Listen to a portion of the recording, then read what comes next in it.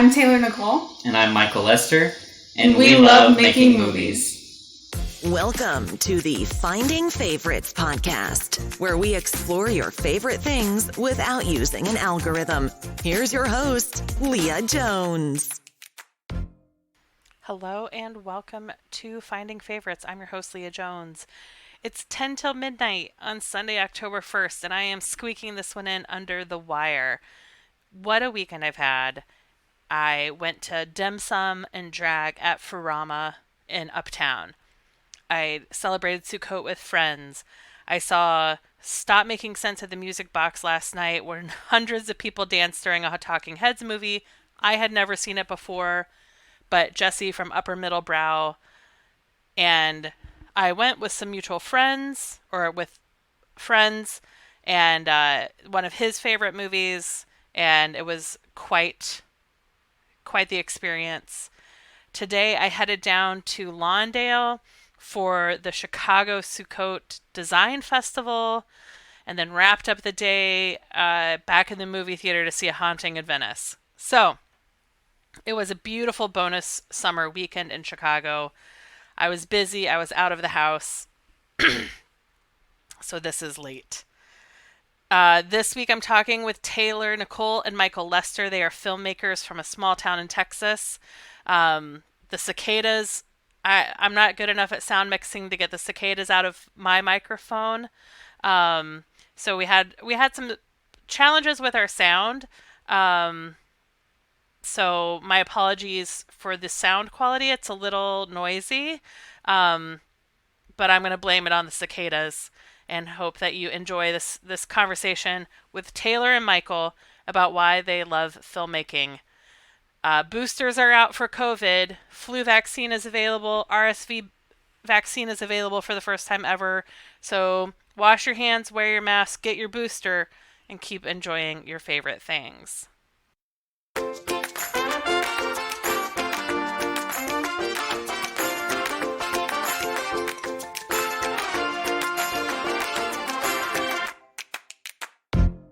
Hello and welcome to Finding Favorites. I'm your host, Leah Jones, and this is the podcast where we learn about people's favorite things and get recommendations without using an algorithm.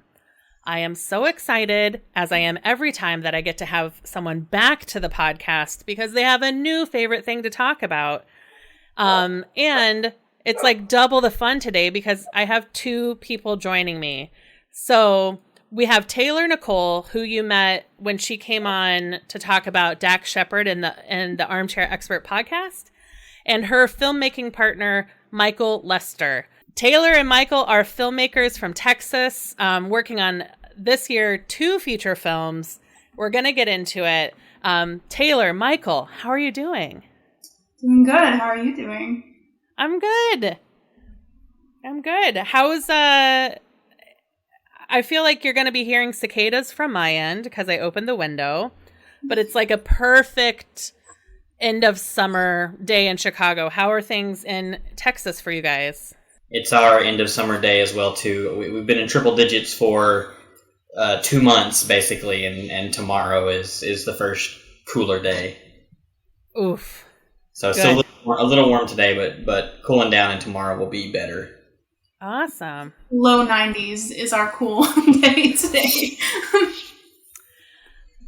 Miserable. I don't know how you do it. I don't know either. And you're and I don't publish the video, but you're both wearing like black t-shirts on a 90-degree day, which just makes me even warmer. Yeah. Well, I mean, for us, it's like 90 degrees does actually feel good compared to the 115 degrees it was, so. Unacceptable. I know. Good. I'm glad it is now in the cool 90s for the both of you. Yes. Taylor, we know each other through the Armchair Expert world, thanks to Dax Shepard. But Michael, I'm curious, so you're also a filmmaker. How did you and Taylor meet? We live in the same small town, and I had put some stuff out, and just like a few years ago, I started getting more serious into trying to make films. And so I started meeting people in town here and working with new people. and got in the paper a few times, which is not legitimate. It's just I'm the only person in the town doing anything, so they're starving for information. And I guess Taylor saw one of the things that I did. How did you find it? There's a Facebook group for the arts events here, and he posted about his movie, and I saw it and reached out to him. Like a creep, like a real creep. Yeah, I stalked him online. But it was around the time my movie was coming out, too, so I was like, hey, we both did the same thing. Yeah, I mean, it feels a little bit like, what are the chances that there are two independent filmmakers in your small town? That feels pretty special. Yep. Yeah, and it's not. It's a small town. I don't know. People's perspectives are different. So, like, I grew up in like a 500-person town, so definitely it would be a thing there. Like, there's 25,000 people in this town, so it's not like a city. But there are people doing things, but it's live in East Texas, and like the arts. Well, for instance, like when I said I started reaching out to people in town, I didn't know there was any arts things happening in this town whatsoever. I've lived here for 20 years. But when you start looking, you actually do find people. So I found people who do all kinds of different things, and I found some actors to work in my stuff. But yeah, I haven't found another filmmaker besides Taylor. Nice. And Michael, did you go to film school? Are you self-taught? What's your filmmaking journey? I don't think I could say either of those things because I feel I know what I'm doing. So I'm self-taught, but I'm also a dumb teacher with no knowledge or skills. It's just, for me, it's been a long journey. I started like in the Jackass era when I was a kid. I guess the late 90s, early 2000s.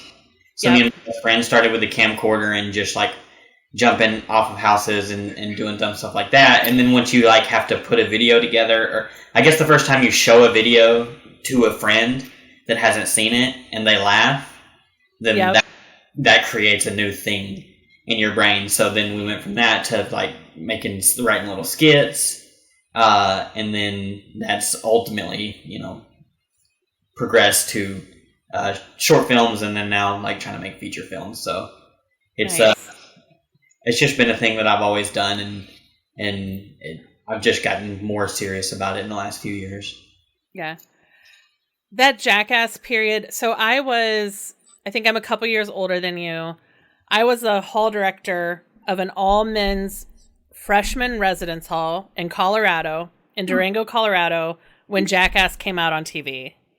So I had 150 18-year-old young men, boys. I was the only one with cable. So they would like pile into my living room to come and watch Jackass because I was the only one with MTV. So I remember that era so vividly.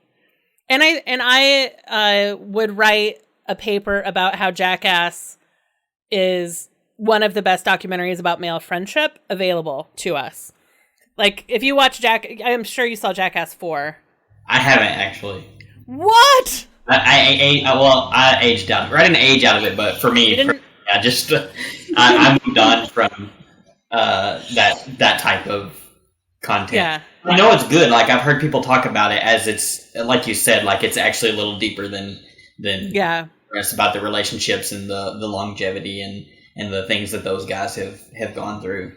So I at some point, but I think I think I might have seen it twice in the theaters. I laughed so hard and also cried, but there were so many, I think, boys who picked up cameras because of Jackass. Yeah, for sure.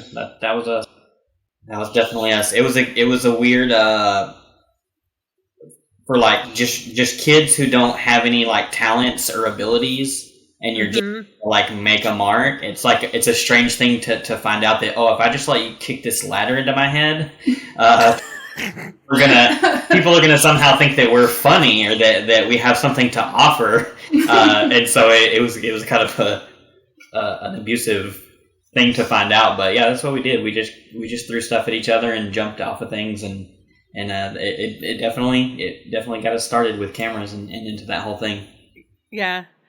And Taylor, what about you? What is your filmmaking origin story? Well, I think I'm too young for Jackass, so I didn't have that experience, but I was in theater as a little kid and I loved watching movies.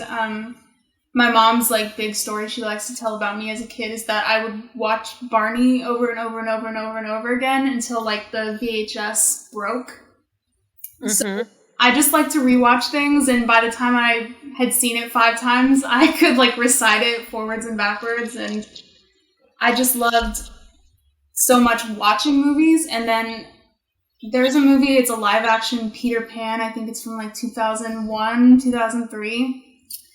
After we had done the tax test in 3rd grade, my teacher put that on and we had to wait for a long time. So by the time we finished watching the movie, we still had time to wait. So she put on all the behind the scenes from that movie. Oh. And I just remember being like, oh, this is like a thing that people can do. Like I could go do this.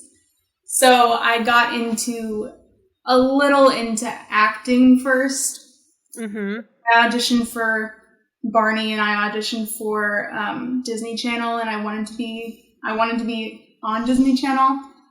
And yeah, it was just something that I really, really loved to do. And then as I got older, I kind of realized that I didn't have to do it in the way that everybody says you have to do it. Like you don't have to put yourself on tape and make yourself into like this box of who you should be in order to make the things that you love. And so I was just like, I'm going to do it. I'm going to make my own movies. Nice. So wait, time out. You auditioned for Disney and Barney? Did you talk your parents into taking you to like LA or Orlando, or were they like mobile? I'm from Indiana. Nobody I knew auditioned for TV growing up. So how did you find how Taylor? Well, the Barney, like, I don't know if it's their headquarters or they're just where they do auditions, but it's here in Texas. It's in Irving, which is like an hour from where I grew up. So that was pretty easy. You just go and you sit in this room and people are coloring and they take you in. And I don't remember doing like lines or anything, but I know that, I mean, it's a kid, so you just kind of see what the kid can do. And make it, obviously, because I wasn't on but and I loved Demi Lovato a lot as a kid, and she was on Barney, so I was like, well, if she was on Barney, then I need to be on Barney. Okay. Didn't get on Barney.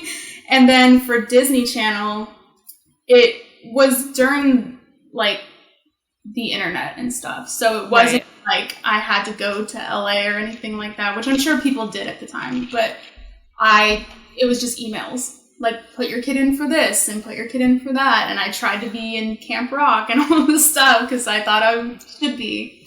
And I didn't get in. Nice. Okay. Yeah, I think that's interesting because you grew up.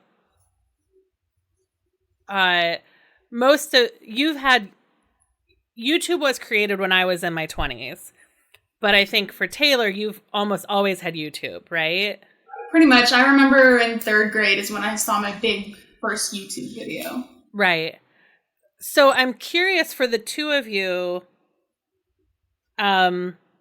why filmmaking and not content creator? How have you decided to stay committed to shorts and features versus doing like skits, sketches, characters on TikTok and YouTube? Well, for one, I do that also. So, like, I can have it all. I hope, or I think. Great. I think there's value in every type of thing. But for me personally, well, see, I kind of set myself up badly because she gave the like childhood dream thing about filmmaking. Well, I also had childhood dreams and deep stuff, but for some reason I led with the Jackass thing. I think that Jackass is such a universal story, right? The Jackass guys did it because they took videos out skateboarding, right? Like they come up from Thrasher magazine and skateboarding videos.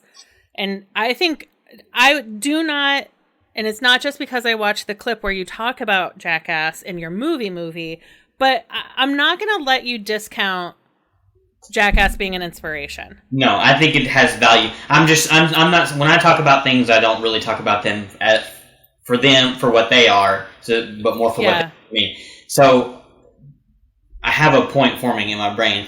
So like, I do all of that stuff. I like to make little skits and sketches, and I love making a 60-second TikTok. Yeah. But from what Jackass was for me personally was, like I said, when I was 13, I found out that I could just hit myself in the head and show it to somebody, and they would like me. And so for this the smaller stuff, for me personally, it's more about like instant gratification and can I get a laugh and can I get a reaction, which I need in the moment, but what I need to fulfill myself in the bigger picture is connection, and that's why I want to make films, because I want to. When I was 15 years old, I lived down the street from a Blockbuster, and I had the first form of what Netflix was, which is you paid $25 a month and you could rent unlimited movies. And so you can only take out one at a time. So I'd wake up on a Saturday at 9 a.m., I'd walk down to Blockbuster, rent a movie, come home, watch it, go back, and I might watch 4 movies in a day, like that. And then I love that.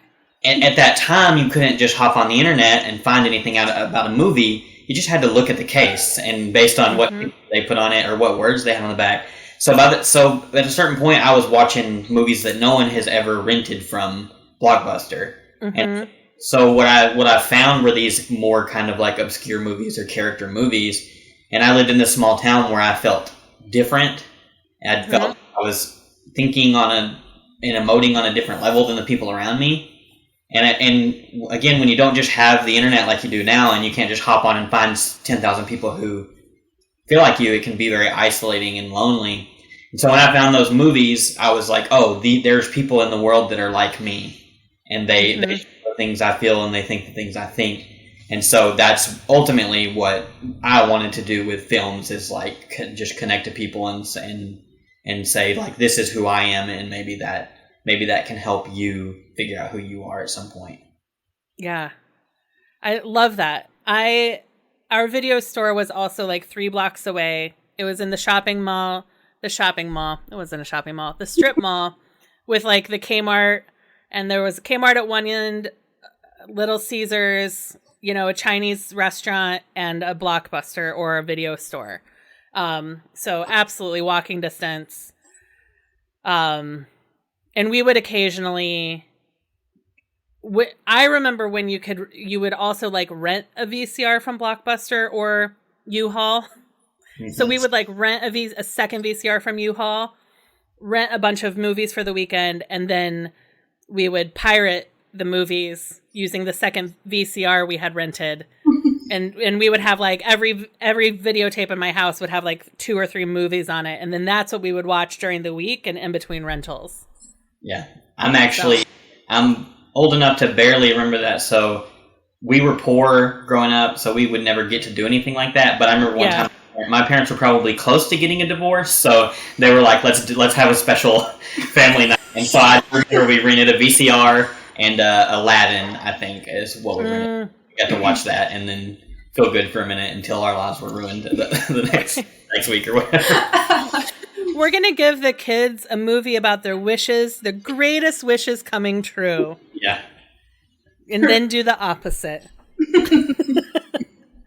Well, that's also when Disney movies, not to just make this nostalgia train, Disney movies also only used to come out every 7 years. Yeah. So like they would be available during your childhood. You eventually got to watch all of them, but they were only available once every 7 years, and they'd go back in the vault. Yeah. So like if you didn't get Taylor's, the look on her face is amazing because she's never known a world where you can't just get Aladdin all the time. Where you can't get everything you want all the time. Because even just any movie, if you saw it in theater, it might be 9 months before you could rent it. Right. And now they're on demand 7 days after they come out in theater or whatever. So yeah, it was a big different kind of monster then. Well, I remember I used to have some old Disney VHS tapes and stuff, and I remember they would have like the commercials and stuff before the movie, and they would always advertise a movie coming out from the vault, and I didn't know what that meant. I was like, oh, okay, they're just doing some cool thing there, but it actually means something, so I'm learning stuff today. Yeah. Yeah, it was that, and it's a neat idea that, like, 7 years is sort of a generation of kids, right?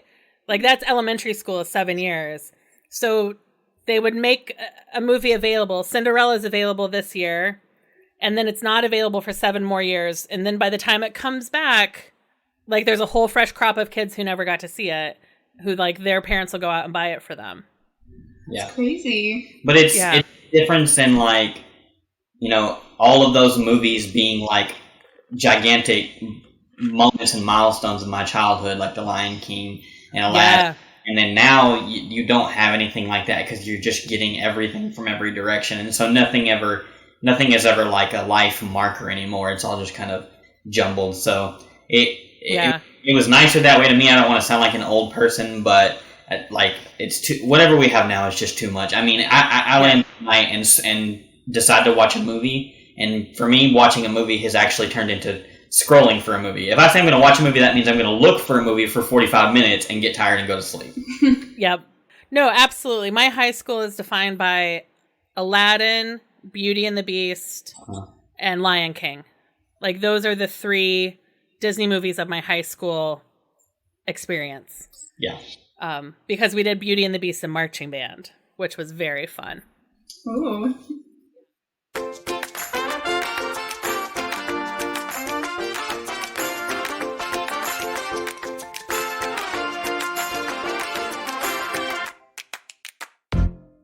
So I happen to know that the two of you are launching a Patreon. Is that true? I have launched the Patreon. It hasn't picked up much speed. I was just like, we did all this fundraising and it's taken not longer than we expected to make this movie. It's just taking a long time. It's taken longer. I don't know. It's taken longer than I expected. Because we can only film like once a weekend. And so we've been filming since January. And we've been fundraising since, I think, mid-November of last year. And people were very kind and very generous and gave us money. We did not expect to get the money that we have received, but we still have a little bit to go. And so instead of just begging people for money a bunch of times, I kind of set it up so that if people feel like they want to, they could help us sustain until we can finish the movie. Yeah. I set it up like that.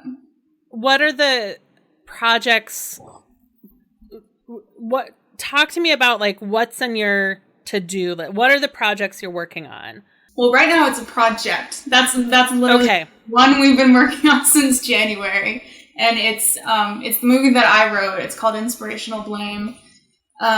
It's loosely based on our friendship in that it's about 2 down on their luck filmmakers who decide instead of waiting around or whatever, they're going to make their own movie. So they do that. And it's very meaningful because it's, like I said, it's based on our friendship and everything. And it's taken a while to film, but it's been fun and it's been an experience.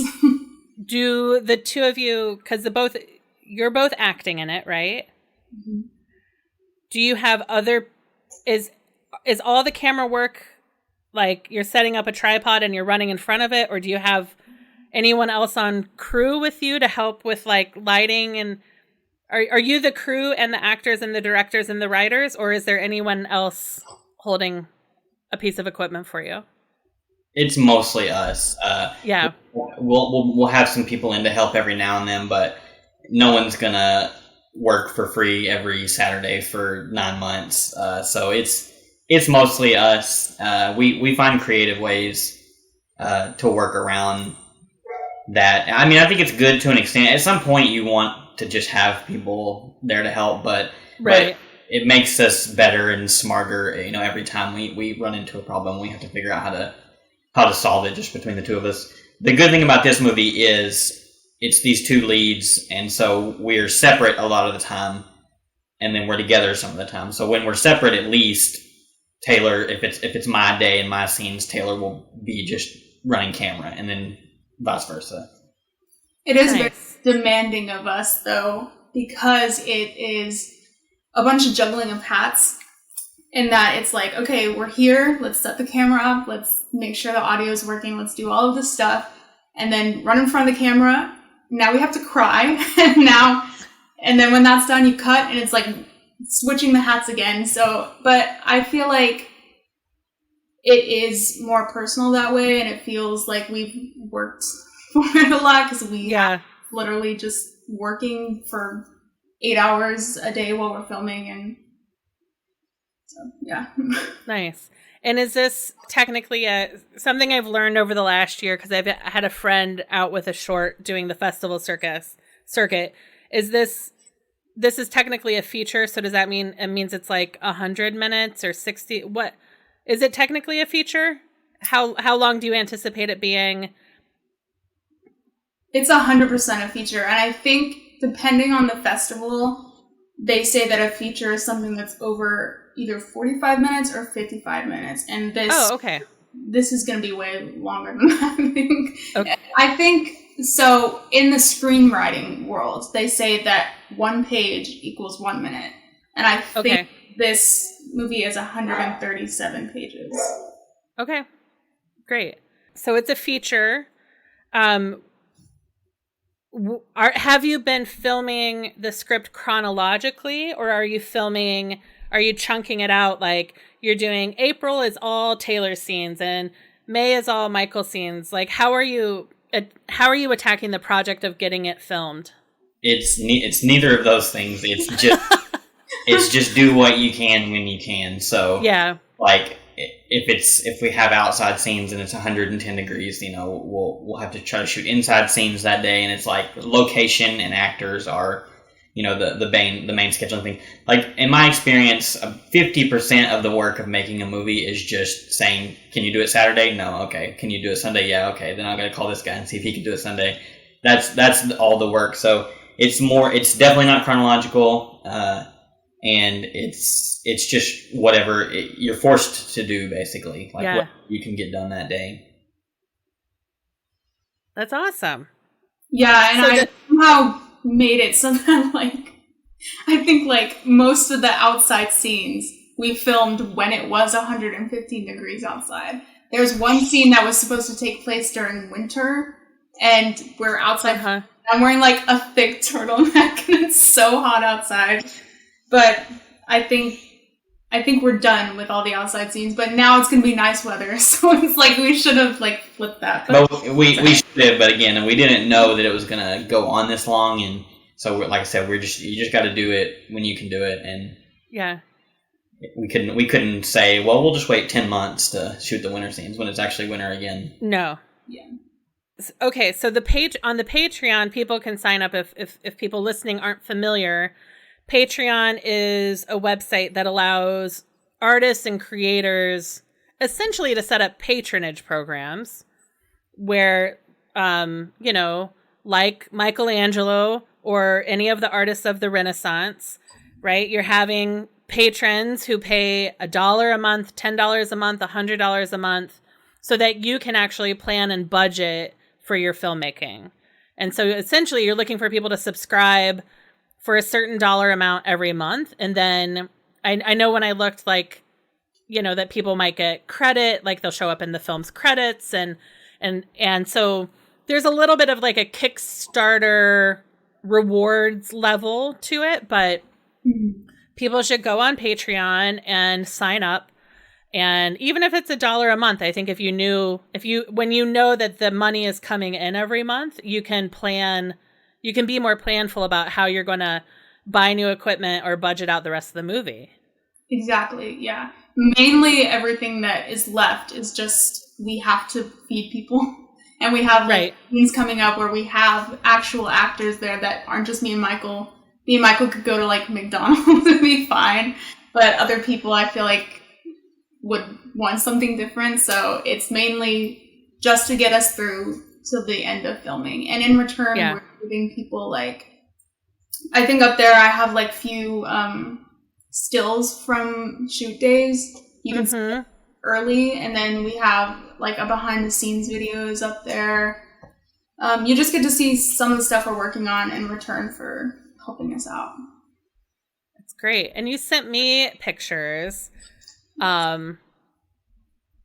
which are fabulous. They're so good. They're so high quality. I'm excited for people to see these, like, just how good they look, and how, and then you sent a scene, a car chit chat. Mm-hmm. Is that where does that scene fall in the movie? Is that like you're just getting to know each other early in the movie, or? That takes place, I think, if I'm not mistaken, that is the 50th scene out of 100. So it would be exactly in the middle of the movie. Okay. Outstanding. And not to discredit the work, I'll say, Michael has done, but the camera that we were able to buy is so great. You can turn it on and it looks amazing. So it's been fun for us to see the stuff that we've shot, like, after we shoot it, and been like, this looks so good, what the heck? Yeah. Yeah, Well, go ahead. Oh, it makes a difference to have the right tools. Yeah. Yeah. It was hard for me confidence-wise because, again, just being poor and not having the funds to kind of do it is, I was just shooting everything I had done prior to this. It was just like a $300 camera you can just go into Walmart and buy.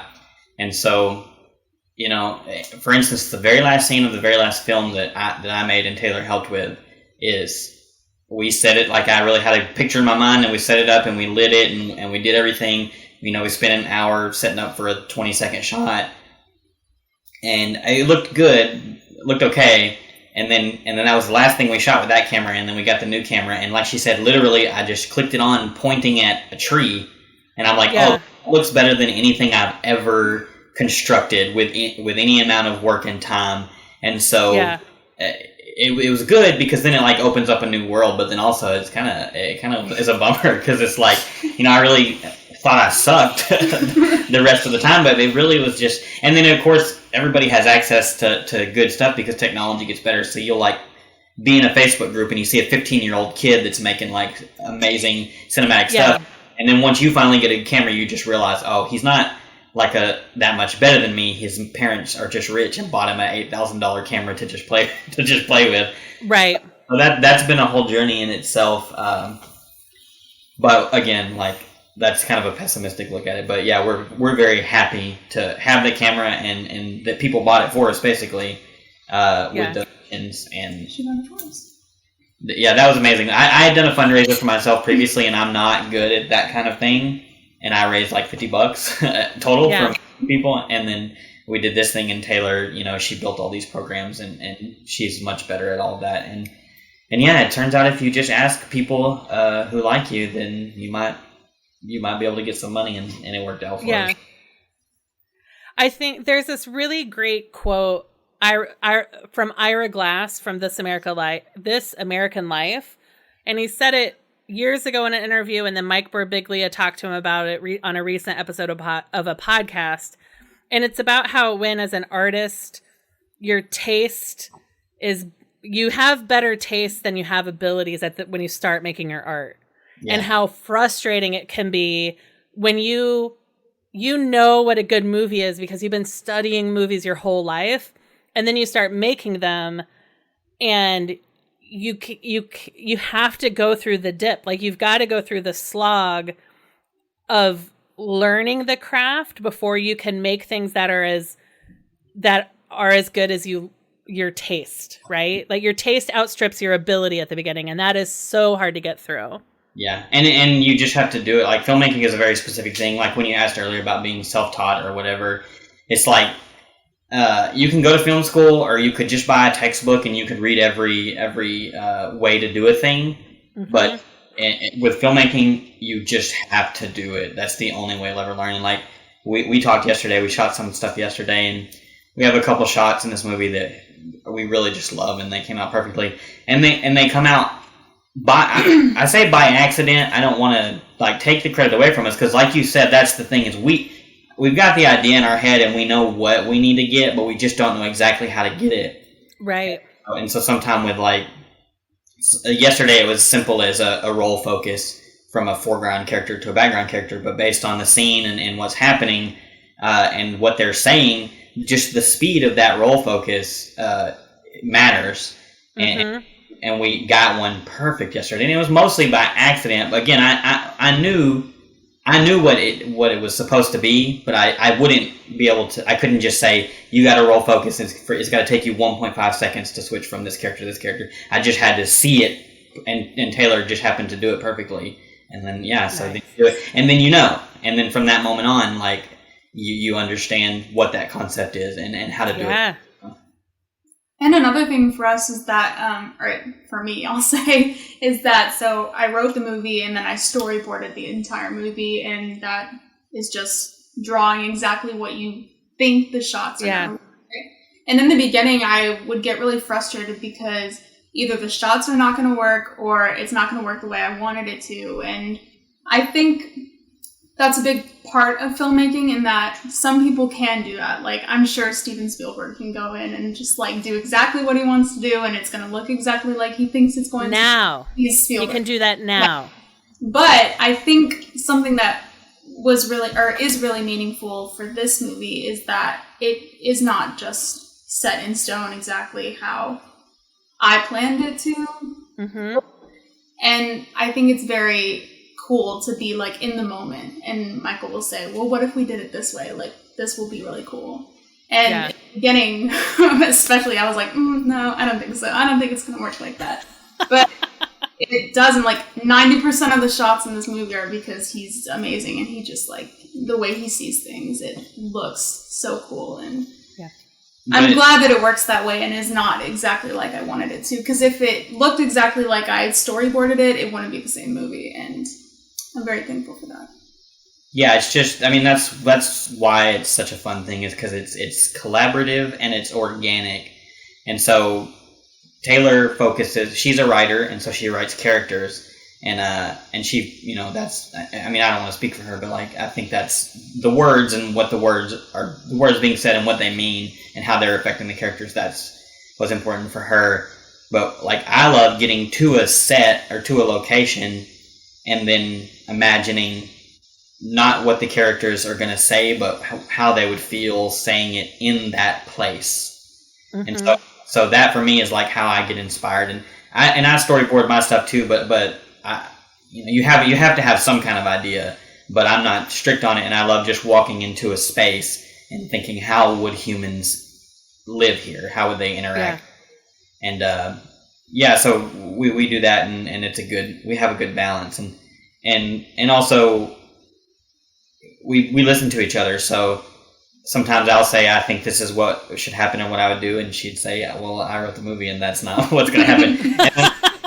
You have to be able to not have like an ego and just say, okay, it is your movie, so I'll say what you tell me to.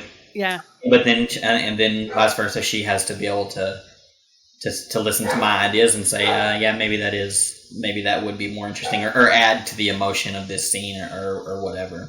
Yeah.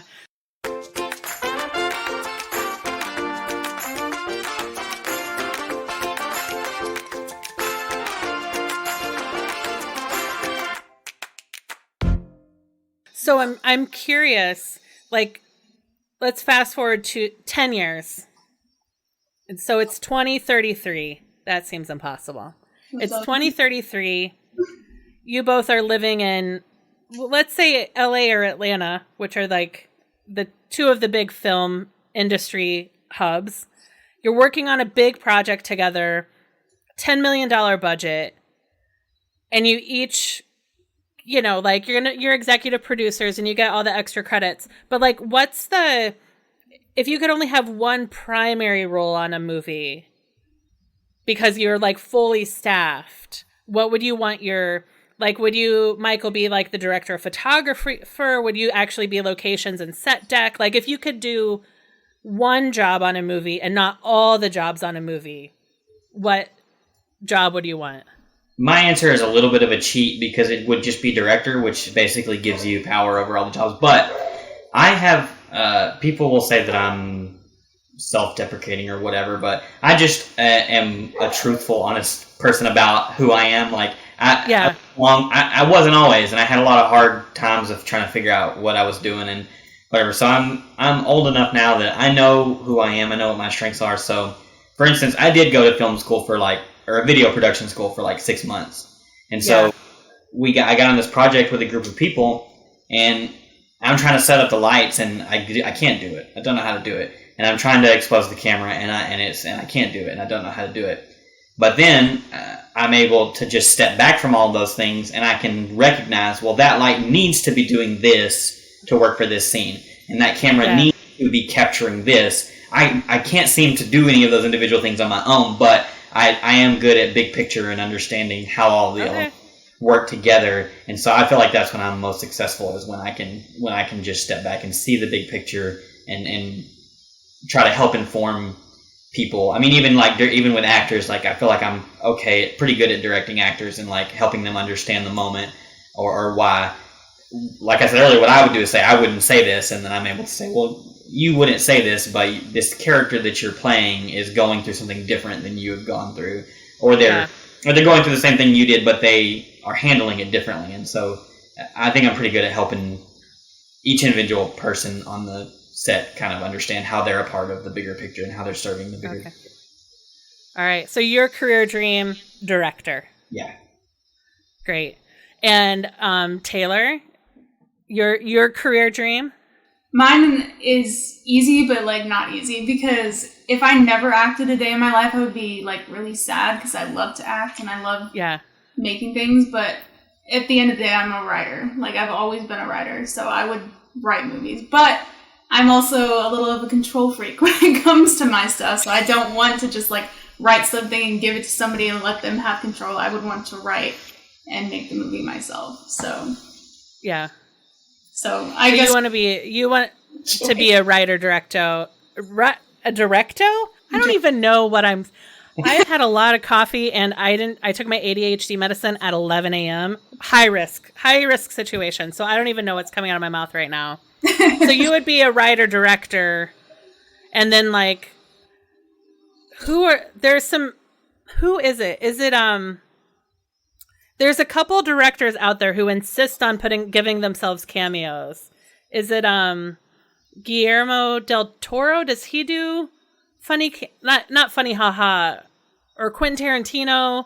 There are some directors out there that give themselves cameos. The main one I think of is M. Night Shyamalan. He has all of his movies. That's it. Yeah. So you could be a M. Night Shyamalan cameo taker. Yeah. I think I would really I'm sure I could think of somebody who is different than this person I'm going to say, but I really love Danny McBride's career. I think he has such a good career. He writes his stuff. He lives in Charleston, I think, with all of his friends. They all make movies together. They all make shows together. He has full control over everything. That's the kind of career I would want, in which I could do it my way. I wouldn't have to worry about, I know he has studios and stuff that he has to talk to and everything, but I don't want somebody telling me what I can and can't do, because I just do what I want to do. I think the deeper part of this conversation is the question you asked is, what job would you want? Well, for me, I don't want to be a job. I don't want directing to be a job for me. I want it to just be the thing that I do and that I love to do. And you talk about somebody like Danny McBride, and he's a great beacon, because he does just do whatever he wants. Yeah. But that's one in a million to just be able to do that and become mega successful. And so for me, that's what I want to do. I just want to do whatever I want. But also, I don't care if I ever make any money or if anybody ever sees anything that I do. And so, I guess if you actually said, what job do you want? I probably wouldn't say director. I don't want a job at all.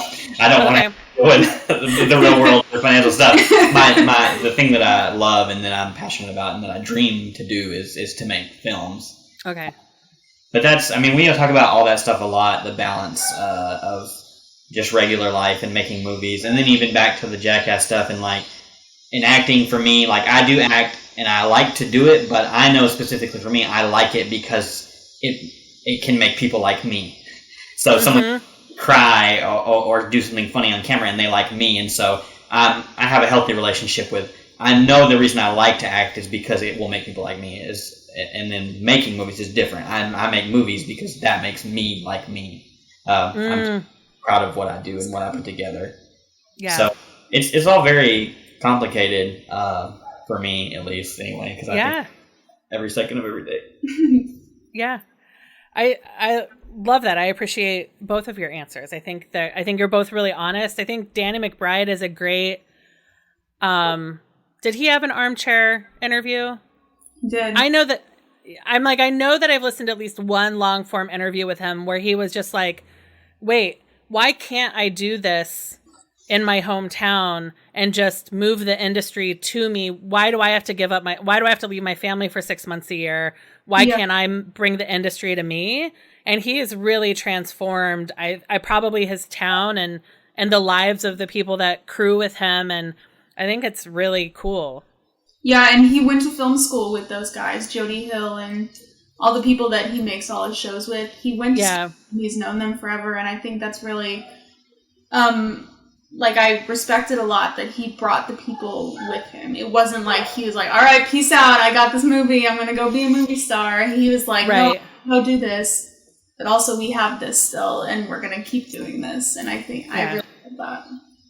I mean, I'll tell you guys, when I watched the clip that you shared with me, I got Richard Linklater vibes, right? About a boy's life, before sunset, a bug's life, before sunset, before sunrise, before midnight, and School of Rock, even though it's different. Oh, he made School of Rock? He did. That's one of my favorite movies ever. Oh my gosh.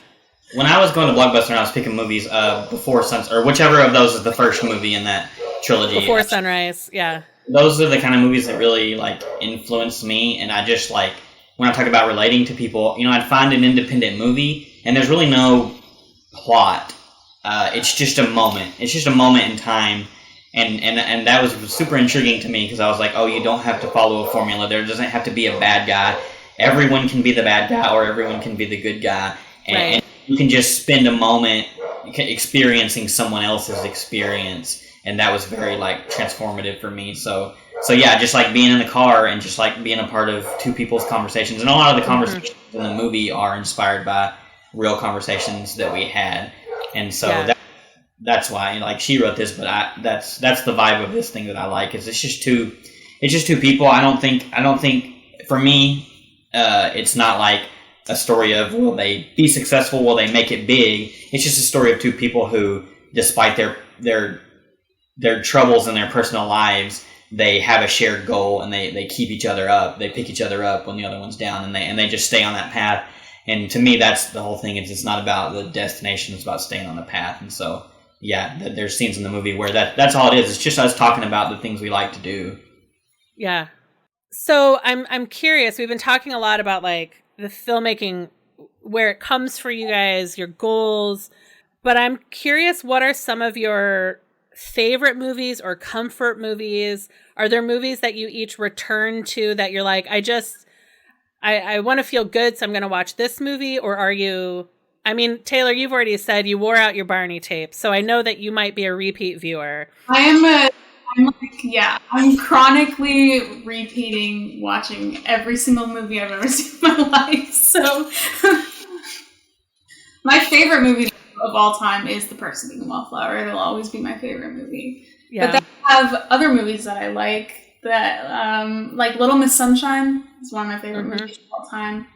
For me, it's number one is The Perks of Being a Wallflower, and that's a spot that will never be knocked down. And then after that, it's every other movie is on the same playing field for me, because I love them so much. I have a Letterboxd, and all of my Letterboxd reviews are 5 stars. I just love this movie, even though it's Space Buddies from 2003. Yeah. And what is it about Perks of Being a Wallflower? Because I think I've read the book, but I've never seen the movie. Well, so I think it's such a great movie because the person that wrote the book directed the movie, that never happens. That's so rare. Yeah, so it's just like the perfect book to movie adaptation ever. And I think for me personally, I love it so much because I was that main character. I was Charlie. I was a wallflower, and I didn't fit in with anybody, and I had so much like pain inside of me that I couldn't like process or get out, and I just wanted to be somebody that could go out and experience the real world, not in my head. And so first time I saw that movie, I just like bawled the entire way through. And it's still very special to me because even though I'm not a 14-year-old kid who doesn't know how to participate in life anymore, I still have those aspects in me, and I'm still like, oh, I'm feeling like Charlie today. Like that's me. It'll always be really special. Okay. And Michael, what about you? What are some of your favorites? Well, comfort. You said comfort movies, and I just like to say I did say comfort movie. Yeah. Well, I just wanted to address comfort first. Comfort movies for me are disaster movies. Okay. I don't know what that is. I do think I know what it is. I think it's like when you feel out of control or you feel stressed or whatever, to just watch the world crumbling on itself and everyone die. Like maybe it gives you like perspective or whatever. So like when everything feels like it's going wrong and I can't pay the light bill or whatever, and then I just go watch John Cusack fly away from the earth separating in half, and I'm like, well, at least I'm not there. At least I'm not in that place. Right. So I go to sleep to disaster movies. But my favorite movies are we kind of touched on it already. It's just like I like a vibe. I like just a moment. I like things not always working out. There's a movie called 500 Days of Summer, which I love. A near perfect movie for me, and I love that movie because it's about a relationship and a breakup, and it's very specifically made to make you feel to empathize with one character, with the male lead, and then I think if you watch it again, you understand that he's not very good. And it made me question myself, like, oh, you fall in love and then everything's romantic and you feel like every gesture you make is heroic. But then if you can look at it from another person's perspective, like if a person doesn't want your heroic gestures and you're giving them anyway, then they're maybe not quite heroic and a little more stalkery or whatever. So right. No, it's a really cool movie because it's got such a vibe that you watch it the first time and you just feel good watching it. And if you take the time to examine it and watch it again, you realize there's a lot more going on than what you think. So I like movies that are just about people and relationships, and for some reason, I like when they don't end up good for the characters, because I think that's life. I think happy endings are kind of weird thing. We talk about these kind of things sometimes, and a thing that I always talk about is that happiness is an emotion. It's not an absolute thing, and so. If you're just striving to reach happiness, you're always going to be let down because it's never going to last. But if you consider it a feeling and you just try to achieve the feeling of happiness, if you have 9 happy days and 8 sad days, then you had a happy, 17 days. You know what I mean? And so I don't like happy endings in movies. I like just kind of more realistic endings, and the characters don't always get what they want, or they end up having to part ways or whatever. So I like a couple of movies that I really like are Garden State, Lost in Translation, 500 Days of Summer, Little Miss Sunshine. There's a movie called Away We Go that I really love. So those are all very specific vibe. And Richard Linklater movies, the one you were talking about, Boyhood is what it is. And then the Before Sunset movies, all that kind of stuff. That's what I like. Yeah.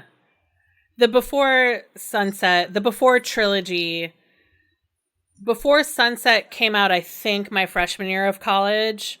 So when I studied abroad, it was like fresh in my brain. And then a sequel 9 years later after I had moved to Chicago, and then another sequel 9 more years later. I love that trilogy. I think it is a perfect set of movies of like complicated adult relationships. It's romantic, but you're right, like it's not a linear story. And it just takes these, it's like when you sample a lake or something. It's like a sample of their lives. We're just going to pull out 12 hours and we're going to look at those 12 hours and that's the whole movie. And I just love those movies. And what's great about those, especially the first one, and I haven't watched it in a long time, so I could be completely wrong, but the idea to me is like they're not pushing it on you one way or the other. No, they're not trying to tell you something. They literally are just dropping you in. And so for me, like, it's easy to just watch that movie and be like, if you're a romantic person, it's easy to just be like, oh, I could just get on the train today and my soulmate will be there. Right. But for me, it's not that. It's actually the opposite of that, which is that there's 6 billion people in the world, and there's no chance you'll ever come across. If you did have one true soulmate, there's statistically no chance you'll ever come across them. But you could just get on the bus and meet a person and develop a relationship. And if you just are open, if you're just open to that, in any day of your life, you're just open to like talking to someone and getting to know them and sharing in their experience, like. I think we're all soulmates. I think every one of us are soulmates, and it's just like how often do we just get on the bus and look out the window and not try to share life with any other person? Right. That's what that movie was to me. That's a beautiful interpretation.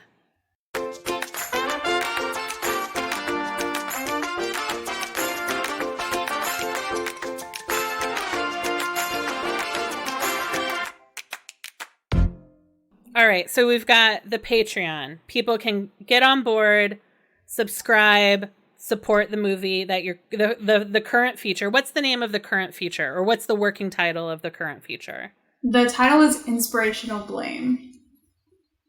Inspirational Blame. So then in 2024, are we switching to one of Michael's scripts?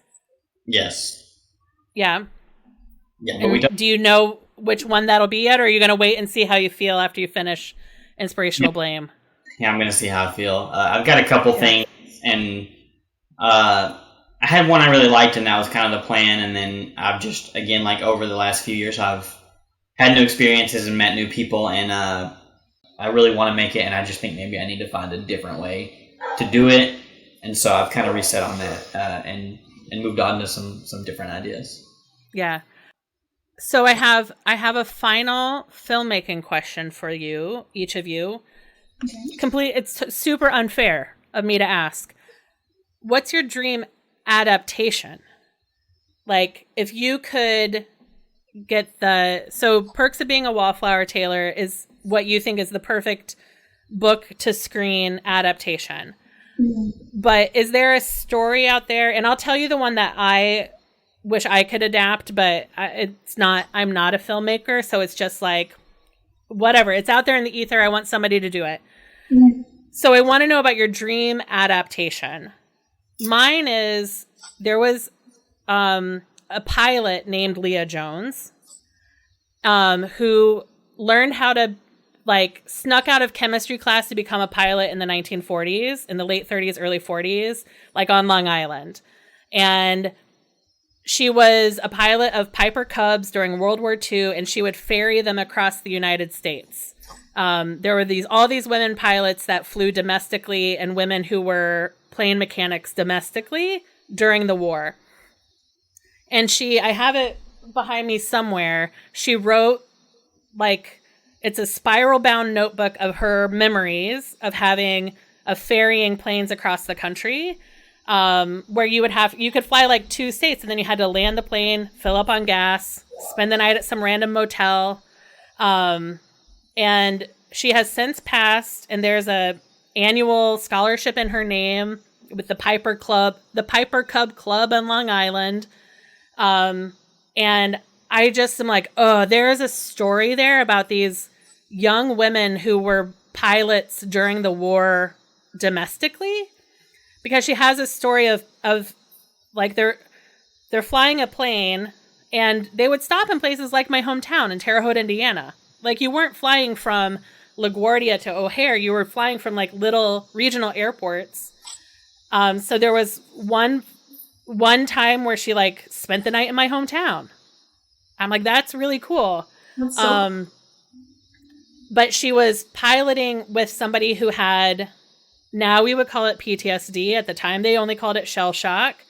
And there was only one hotel room available in town, and they had to share a room. And he like woke up having like night terrors, and she had to like help calm him down. And she's very clear that nothing sexual or romantic happened, but the story of these two pilots, one who's shell-shocked from war and one who's like a young woman who's unmarried, flying across the country together. So that's my dream adaptation. Feel free to take it. Yeah.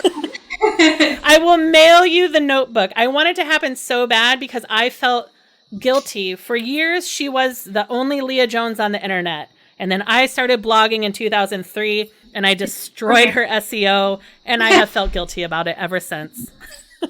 Well, I can't wait to see that yes. adapted. I think for me, so when I was a kid, I really loved Are You There, God? It's Me, Margaret, and I wanted to make it into a movie, and then they just did, which is perfect. So it didn't need a stamp on it anyways, but I really like, I feel like a lot of musicals don't get the adaptation that they deserve. I don't know what musical I would choose, but whenever I first graduated high school, we had done this jukebox musical called Hello, My Baby, and it goes like, it's about song sellers in like 1914. They would go on and they would sell songs, and they, it's a lot of like Irving Berlin and the Gershwin brothers and all that kind of music. But it was so much fun, and I even like started writing a screenplay for it. I was like, I am 19 years old. I'm never gonna get the rights to do this musical. Yeah. But it was fun, and it girls weren't allowed to be song pluggers at the time. So this one girl, she wants to sell songs and she wants to write songs, so she goes undercover as a guy to sell songs, and then in the end she is able to do it by herself, which that's fun. And then there was a book that I read when I was little, and it was, I forget what it's called. I think it's like Pretty Like Us is what it's called, but there is this girl who grew up in the South, and she is like third generation of these strong women in her family, and they have this idea of what beautiful means. I think her name in the book is even Beauty, because like her family thinks that she's beautiful. And then she meets this girl who comes to school. I think she has progeria, I think is what it's called. It's like the Benjamin Button disease, I think is what it is. I feel like that's ignorant of me to say, so maybe it's not. But you are, for somebody who doesn't remember the book, so far you have gotten every detail correct. Keep going. But they become friends, and I remember when I was little, I loved watching movies about friendships and stuff because I didn't have any friends. So I think it would be fun to do that. Although I am more of wanting to do my own stuff. I think I would love to do that. I would love to make that into a movie because I don't think a lot of people read it, and I loved it. So yeah. For Beauty McElrath, the first day of 6th grade in small town Green River, Florida, proves to be exactly the catastrophe she expected. Yeah, her mom's dating the teacher. You were right. There's a spunky new student who has progeria. And so it's by Carol Lynch Williams. I'll link to it in the show notes. I'll reach out to her. Okay. I think... And Michael, what about you? What's your adaptation dream? If you're talking about just like IP that exists or whatever, it just got done, and it got done like as good as I could have ever hoped, which was The Last of Us show. Those are games that I played, and my favorite story narrative that I've ever been a part of. And what's great about those is it's a game that's, a lot of games are open world, or you have choices, or you can affect kind of what goes on around you. But that game's a narrative, and so it's about like a brutal world, and you just have to do it. Like that's, if you're going to play the game, you just have to do it. Sometimes you have to hurt innocent people. Sometimes you have to do what it takes to survive. And that's what's special about that game is you just play it, and you're so satisfied story-wise to have to do the bad things. and just understand that like this is not a good guys bad guys story. It's just a human story. You know, a lot of games are fantasy and they're good guys bad guys, but that The Last of Us is just a human story, and so they did that really good.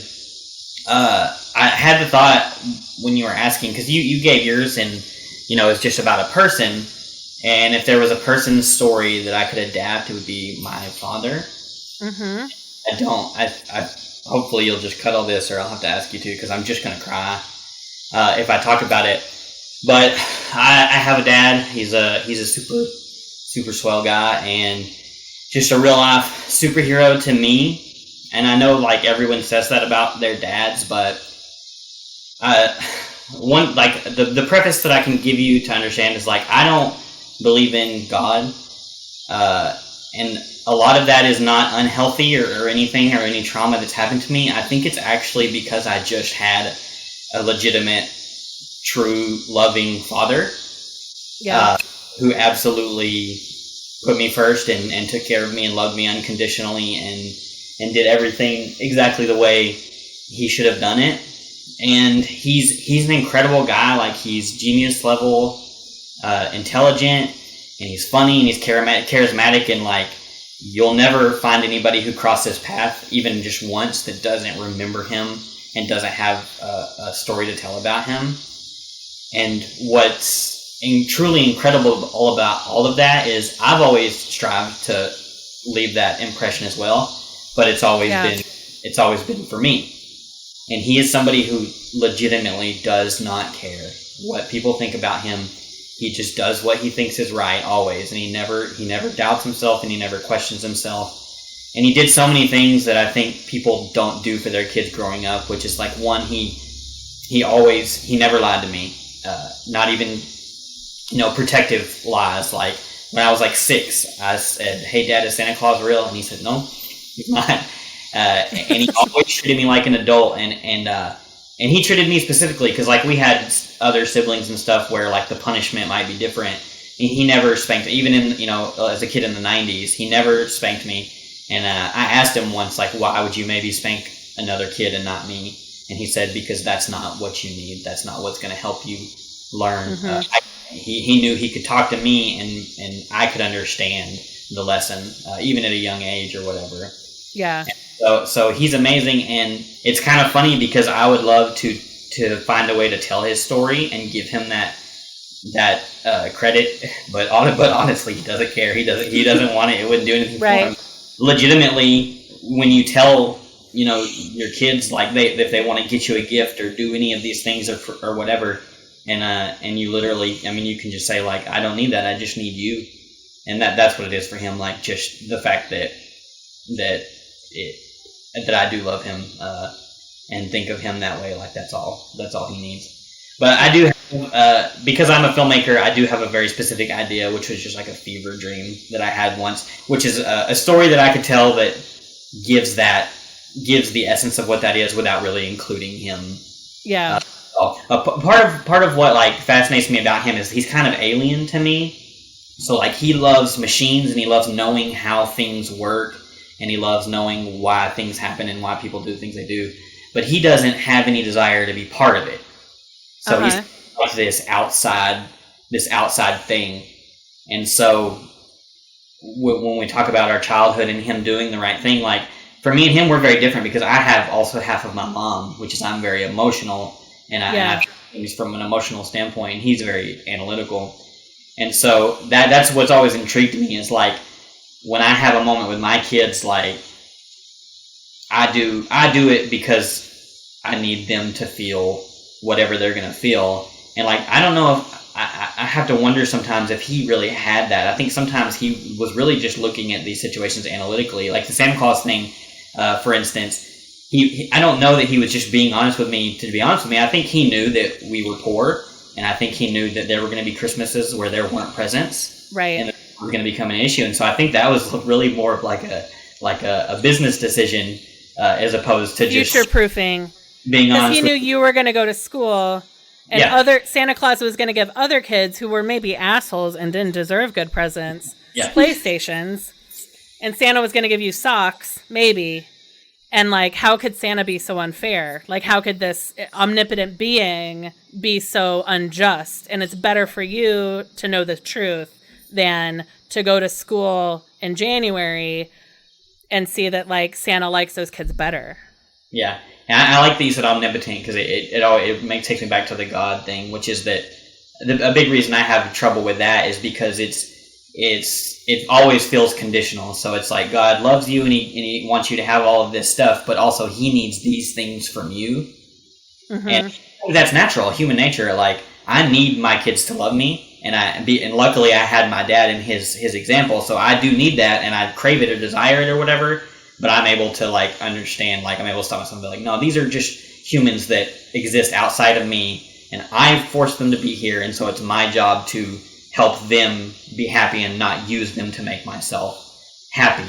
And so for my dad, like that's what I was talking about. Is I don't think he really needed anything back from me ever. I think he business wise was just like, he knew the responsibility, he knew what he had gotten himself into, and he knew that he had to just always continue to make the right decisions and do the right things. So my movie would be a little bit inspired by that side of it. That the analysis of that is like a person who actually just chooses to do the right thing, not because they need something back from it or because it's benefiting anyone in a certain way, but just because like that's something you can actually do, is just choose to do the right thing, no matter what's going on in your own life and anything that might be happening to you to make you feel like you should feel sorry for yourself or should choose something else. My dad, as far as I know, he's never felt sorry for himself a second of his life, and that's amazing to me because I've almost never not felt sorry for myself. So if I'm going to adapt somebody's story, I think it'd be him. Awesome. Well, do you want people to follow you online? Where's Patreon? What, Twitter, Instagram, TikTok? I don't use Twitter. I like things on Twitter, but I'm not active on Twitter. YouTube. Sorry, I'm trying to find out most of my stuff is at Taylor Nicholl. Okay. Yep, and it's Taylor with an E, Taylore. Yes. And it's Nicholl, Nicholl. Yes. E? No. No, E. The E is on the Taylor. Yeah. Yeah.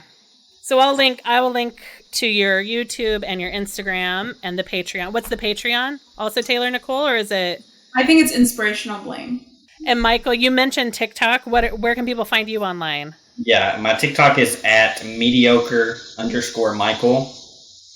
And if that's a place, if you just want to go see me be stupid, again, just like little skits and dumb stuff, you can go watch that. A lot of the most recent stuff is reaction, or just, I can't really explain it. It's just like, okay. It's like duets and just like the stuff you see on TikTok. But if you take the time to scroll further down, then there's a lot more produced, written, packaged stuff that's a little better content. And then my YouTube is Upward Trajectory Films. All right. And that has the short films that I've made, and it's a mix of the short films that I've made, and then the longer sketches and 2 or 3 minute videos, and hopefully they're funny. They are. Outstanding. You can follow Finding Favorites on Instagram, Finding Faves Pod, still on Twitter, not for much longer.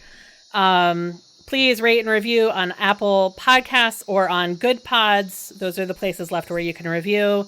Send me an email, findingfavoritspodcast@gmail.com, to pitch guests, to fact check me, to introduce me to Jason Mantzoukas, whatever you need to do.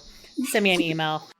Thank you for listening to Finding Favorites with Leah Jones. Please make sure to subscribe and drop us a 5-star review on iTunes. Now, go out and enjoy your favorite things.